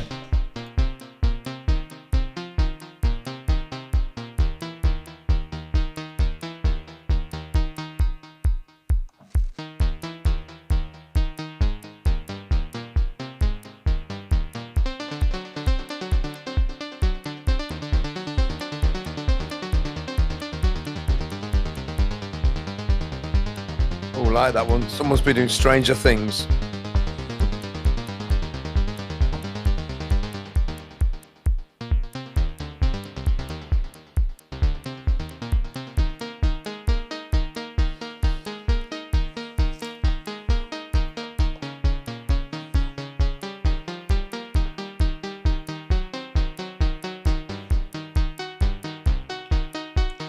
I'm finding it hard to get my hand underneath the camera cable.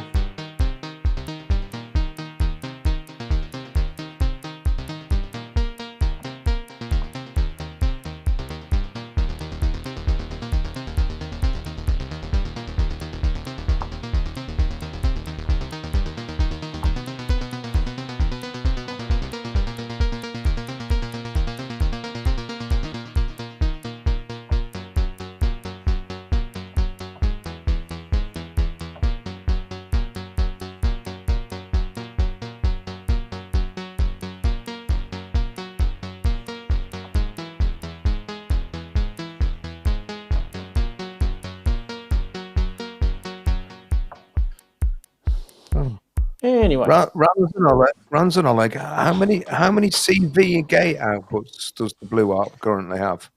it has 4. 4 separately addressable CV and gate channels. Yeah, I think No, it's basically it's- 4 voltage outputs that can be either 2 CV gate pairs or one kind of Right, extended right, so it's- CV gate plus velocity. yeah. Right. So you can't separately address them all as CV, for example. It either has to It's be a bit like this thing up here does. Yeah. yeah, similar, yeah. Right, okay, yeah. And that video that I showed right at the start when we were doing the when we were doing the segment, I actually showed the System 500 being sequenced from the BlueARP through CV gate. So at the same time, it was sending MIDI out. It's able to do it all beautifully. Really, really stable clock in the BlueARP as well too. So yeah. Yep. Now, so the other part of arpeggiators is sequences, which is kind of, it's a bit of a stretch, but really at the end of the day, they are kind of, in a way, if you know how to program a sequencer, you can actually turn them into an arpeggiator. And in some cases, if you have a sequencer, you probably have more flexibility than maybe what arpeggiators you have lying around. It might be that you don't have very good arpeggiators lying around, so therefore the sequencer might be the go-to. One of the ones that I think is a really good sequencer, and it's quite a cheap hardware, is the KeyStep, just the basic KeyStep, and the sequencer on that. If you can't get yourself a decent arpeggiator, just get yourself a KeyStep and use the sequencer on that, because in just with its general, I've just got a KeyStep here, but I'm not going to plug this particular one in. But just generally speaking, the KeyStep, this is an old original KeyStep. The what do you call it? The transpose mode on the sequencer means that once you program your sequencer in, you can put it on transpose mode and you can change the root note of your sequence, which makes it actually very, very cool, makes it playable. But the other side of it too is that it does have a chord mode on this as well.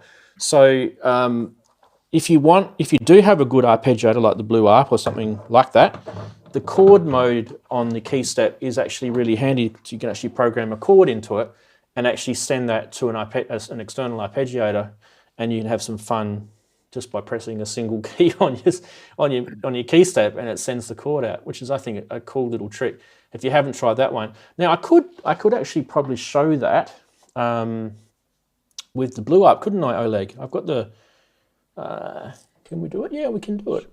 We can do it. How can we do it? So what pattern would you suggest? Probably just one of the basic art patterns at the start, maybe? Yeah, Right. basically something in the beginning, just to Up, make down. the idea more clear. Yeah, something up, down, or up. So on the key step, you can't quite see the key step. It's just a little bit out of shot here, but basically it is just next to, you can see the edge of it just here, right? So what we want to do is we want to program... On the BlueARP, can you navigate to the key select lane just to make it more clear what's happening there? No, I mean on page 4, just navigate up and down to the key select lane, so we'll see this ladder up or down. Yep, let me get Which to button do you have currently? There we go. Key select. Yeah, this one. All right, so now I'm going to set a chord. So you go Shift chord, and then I'll just do a standard chord there. All right, so then we'll start this.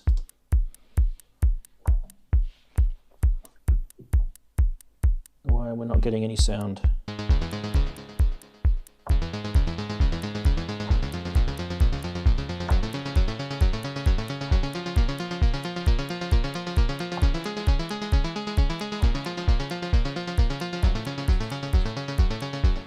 Let's change the chord to something different, like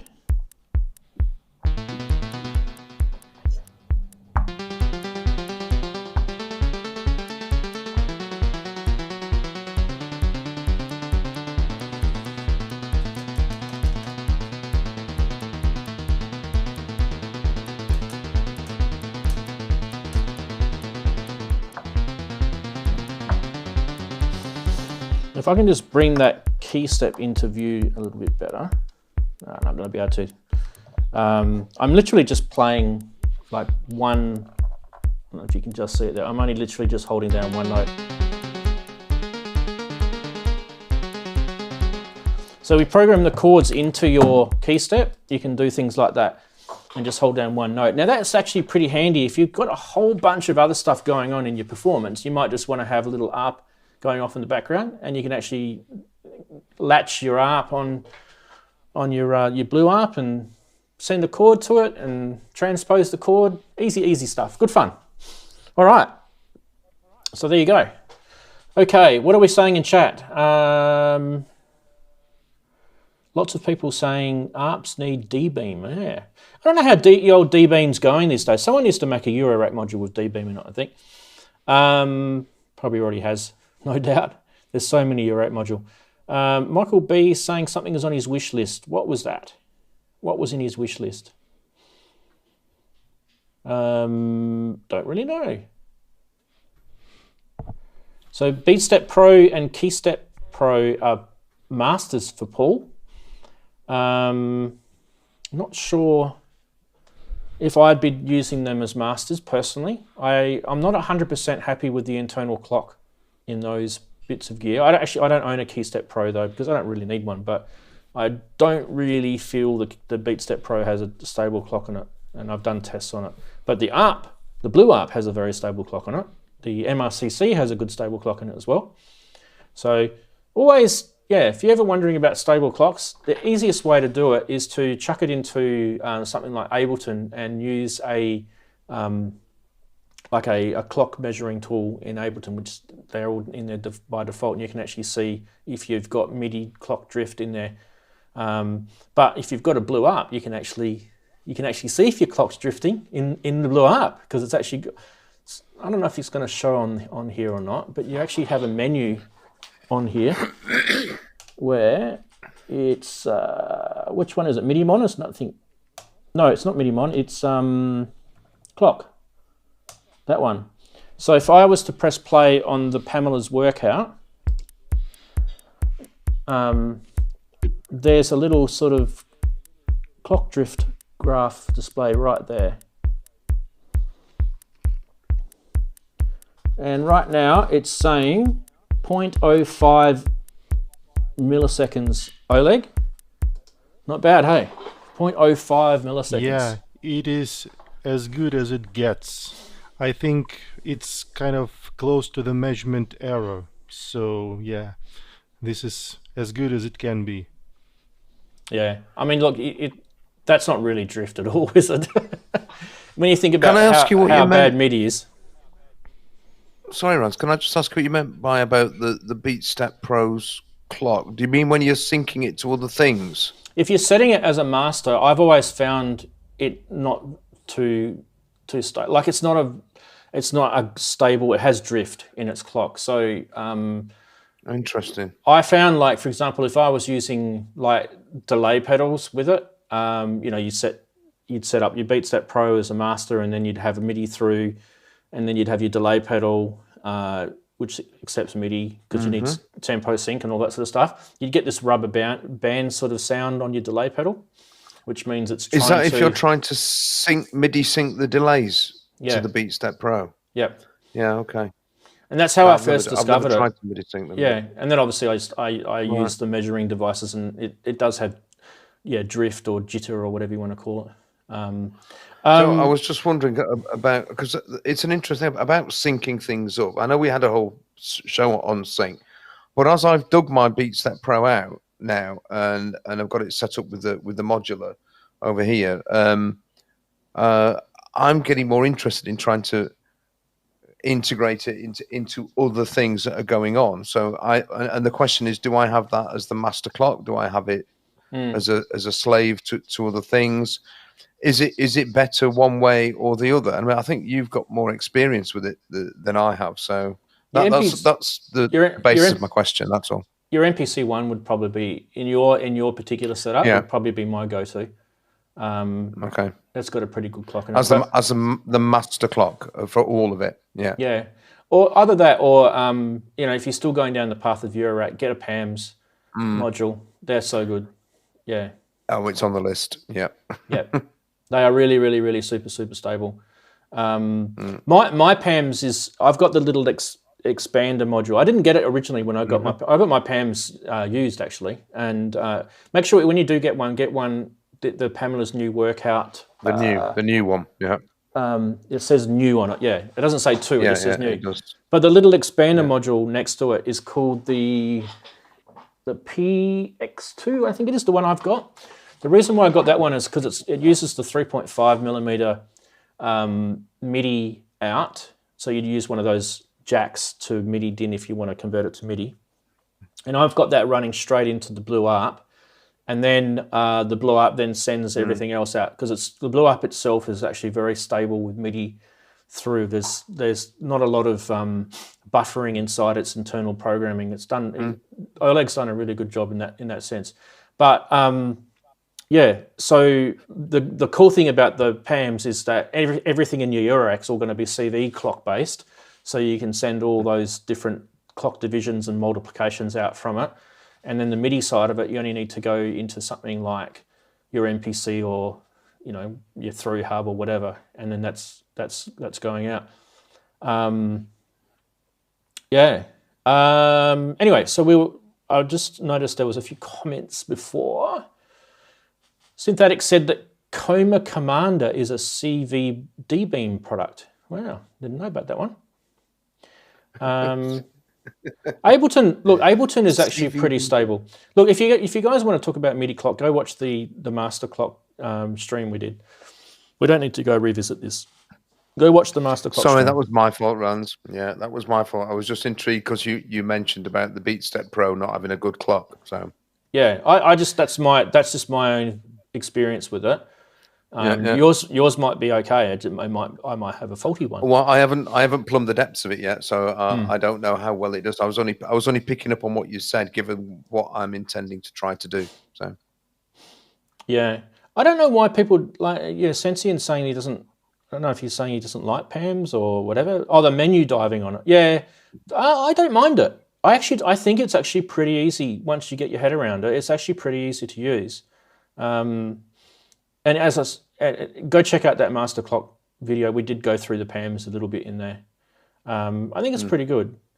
I don't really need to touch.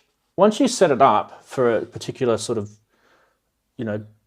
track that you're doing, you don't really need to touch it so much, the PAMS. I'm not really one of those people that touch PAMS a lot. You don't really need to. If you've got other gear, if you've got clock dividers next to it and those sort of things, you don't really need to touch it.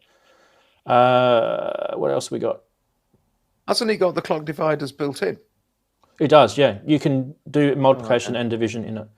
It's only got, 8 outputs in the actual module, so you will run out of that. I actually use them all already. You will run out of that, so you can get expanders for it and stuff as well. Yeah.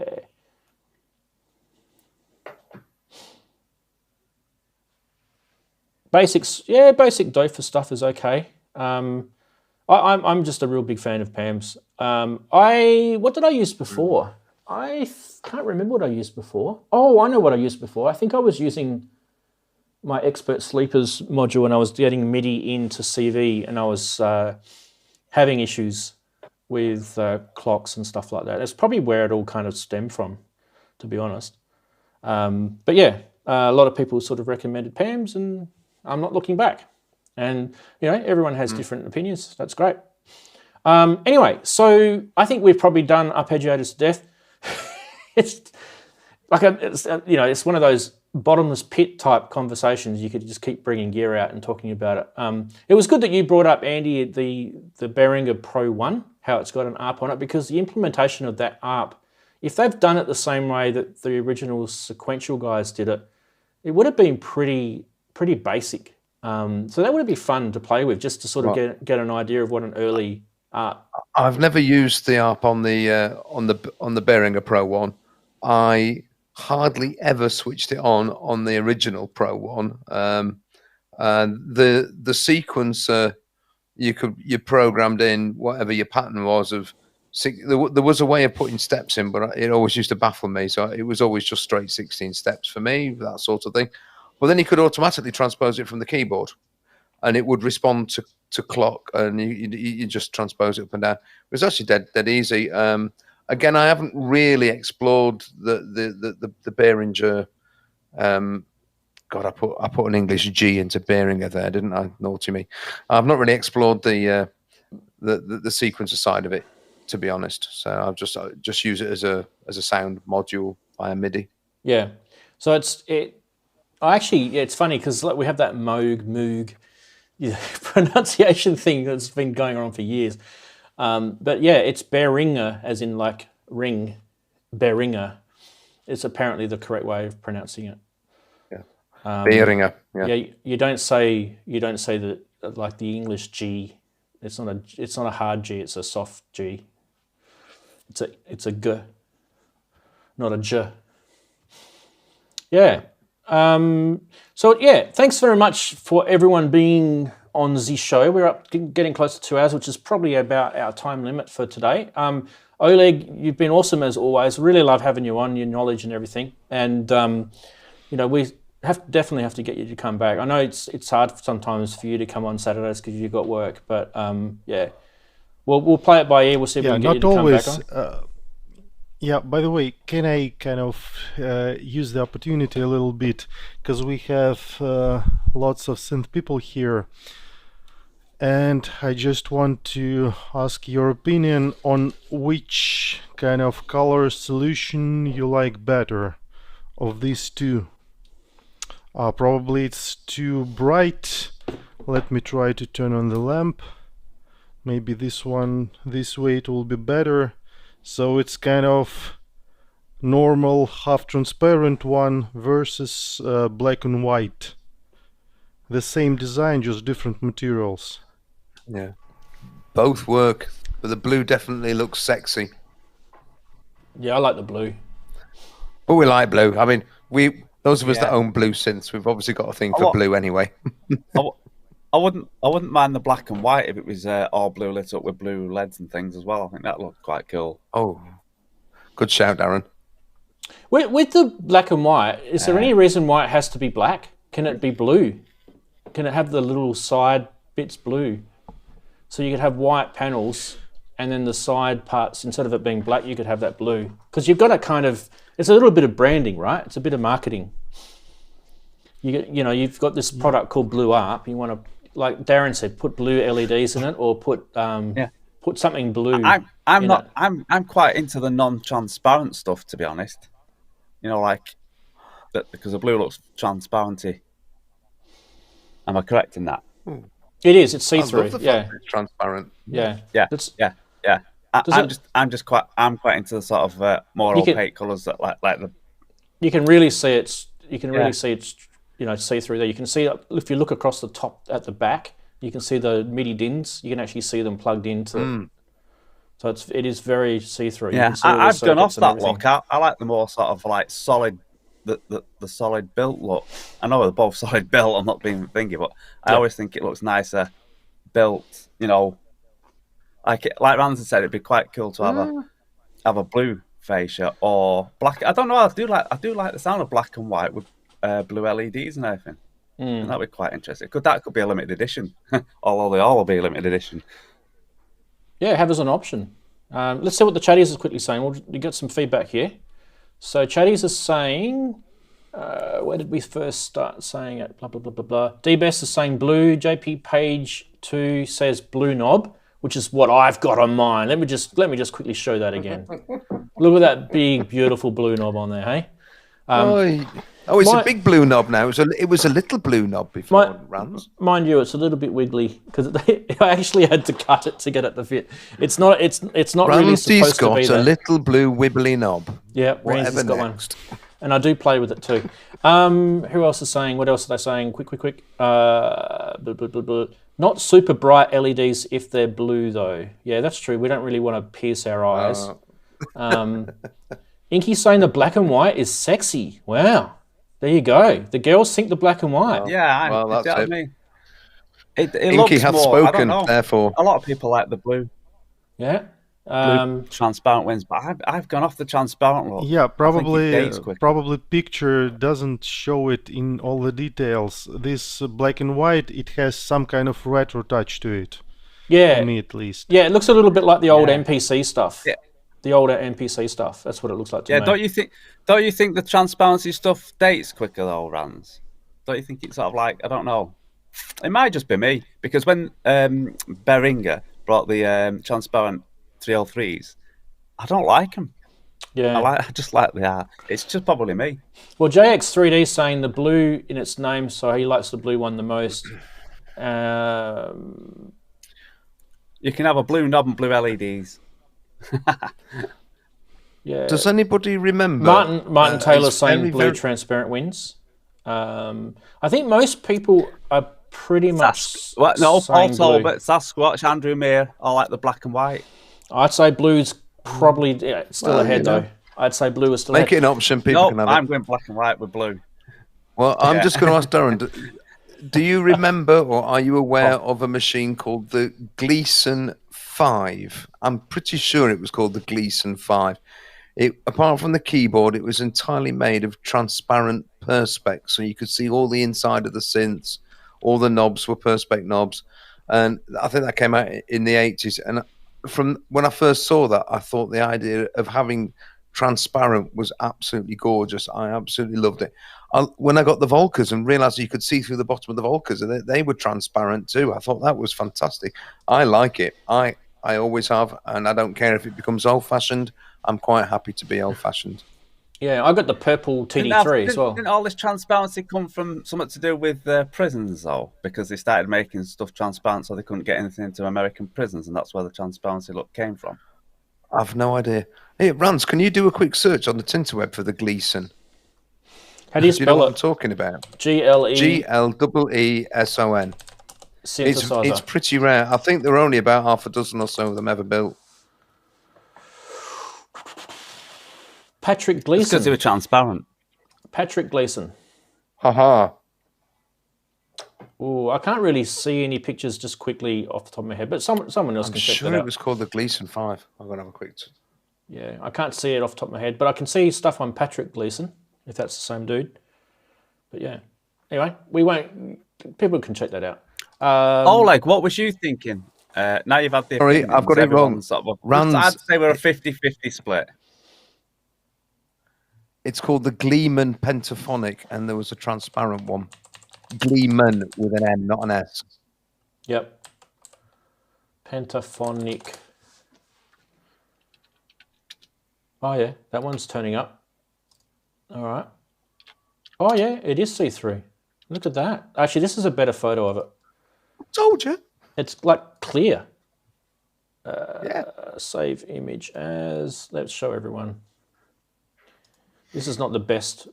There's probably better photos actually than this one. Anyway. Oh yeah, this one's pretty good. Let's do this one. Save image as. I'll do 2. Right. This is always good for YouTube-y stuff. First one is, this will really show the see-throughness of it.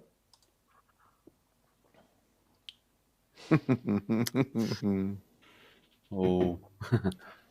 They're lovely. I think it's ace. And then this one. Oleg's going, oh no. Something kind of I'm not sure about retro-futuristic, that. I'd say. How's those knobs? Yeah. Hey, look at those knobs. It looks like... No. You know what? It looks like... If that's something that you go, I like that. And then after about a year of owning it, I'd be going, I don't like it. It just, I don't know. I'm sorry, I think it's a thing of beauty. I think reminds it's me, gorgeous.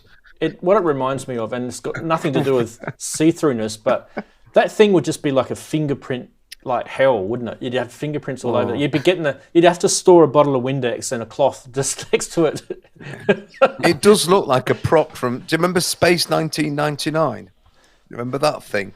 Yeah. It was It does. It does look I a bit think like it was that. a Jerry Anderson thing. You see, there's quite a few people don't like that look, that transparent look. Oh, well, they're all got... You got no taste, folks. Come on. God. All right, so the question was... How many did they make of them then? Hang on, let's get the show back into some sort of frivolity. Half a dozen. Oleg, what do you think? Are you going to do both, or are you just going to go with one or the other?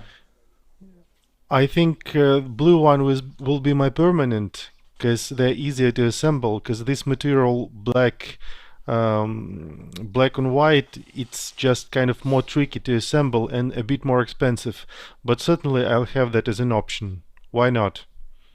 Well, That why not? manufacturer actually has more materials. I didn't try all of them yet. They have kind of non-transparent blue as well. Just the problem with that is that the engravings are not so clearly readable as on these materials. Yeah. But yeah, there are... I mean, it's acrylic glass. There are lots of color options you can use. But at this point, I found this one's most interesting. So the permanent is the transparent blue, and this black and white will be the option as well. Yeah. Yeah. Definitely. All right. Beautiful. We're all happy.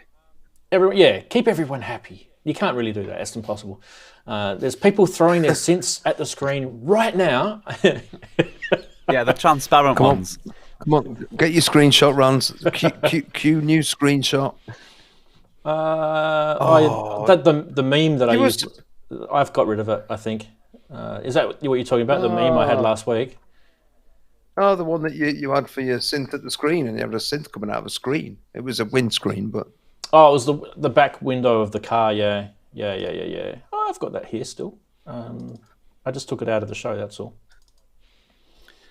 You see, so the synth that's not transparent is going for a transparent windscreen. Oh no, I've lost it now. Nah, I can't find it. It's in a folder with thousands of pictures. I'm not finding it very quickly. Unless I sort this. Sort by date. See if that works. Oh, it's going to take forever. We won't worry about it. Computer's going right now. Yeah. Oh no, there it is. It did come up in the end. There you go. Throw your synth at the screen. Boom. I can't read that. It's got like it's got a watermark over it. Someone obviously has invented it, and they don't really want us to steal it. Oh well.